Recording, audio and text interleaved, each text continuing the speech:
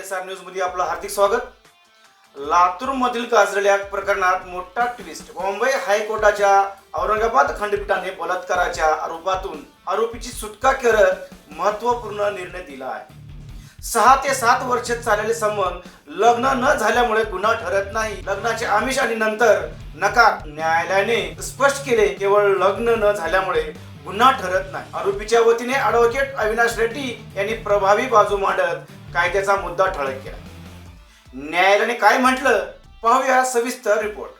बॉम्बे हायकोर्टच्या औरंगाबाद खंडपीठाने दिलेला एक महत्त्वपूर्ण निर्णय सध्या कायदेविषयक वर्तुळात चर्चेचा विषय ठरला आहे। लातूर जिल्ह्यातील बलात्काराच्या आरोपाखालील एका प्रकरणात आरोपीला मोठा दिलासा देत न्यायालयाने भारतीय दंड संहितेच्या कलम 376 अंतर्गत सुटका केली आहे। हे प्रकरण 2019 साली लातूर येथील शिवाजीनगर पोलीस स्टेशन येथे नोंदवण्यात आलं होतं। फिर्यादी महिलेने तक्रारीत नमूद केले होते की आरोपीने लग्नाचे आमिष दाखवून तिच्याशी शारीरिक संबंध ठेवले आणि नंतर विवाहास नकार दिला। दोघांची ओळख 2012 पासून होती आणि तब्बल 6 ते 7 वर्ष त्यांच्यात संबंध होते। पुढे मतभेद निर्माण झाल्यानंतर हे प्रकरण गुन्ह्याच्या स्वरूपात न्यायालयात आले। लातूर सत्र न्यायालयाने आरोपीचा मुक्ततेचा अर्ज फेटाळल्यानंतर उच्च न्यायालयात पुनर्विचार अर्ज दाखल करण्यात आला।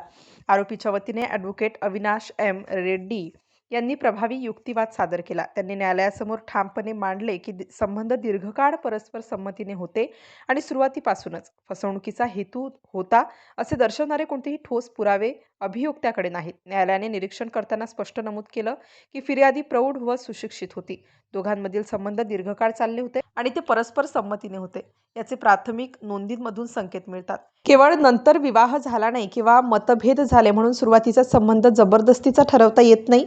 निर्णय देताना न्यायालयाने सर्वोच्च न्यायालयाच्या Pramod Suryabhan Pawar versus state of Maharashtra तसेच उदय वर्सेस स्टेट ऑफ कर्नाटका या महत्त्वपूर्ण निर्णयांचा आधार घेतला। या निकालात असे स्पष्ट करण्यात आले आहे की सुरुवातीपासूनच लग्नाचा खोटा हेतू सिद्ध झाला तरच तो बलात्काराच्या गुन्ह्यात मोडतो, अन्यथा परस्पर संमतीने झालेले संबंध केवळ नंतर तुटल्यामुळे गुन्हा ठरत नाहीत।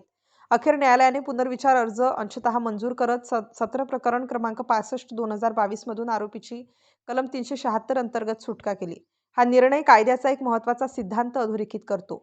भावनिक आरोपांपेक्षा ठोस पुरावे आणि सुरुवातीचा हेतू यावरच गुन्ह्याचे स्वरूप ठरते। दीर्घकाळ संमतीने असलेल्या नात्याला नंतर गुन्हेगारी रंग देताना न्यायालय अत्यंत सावध भूमिका घेते।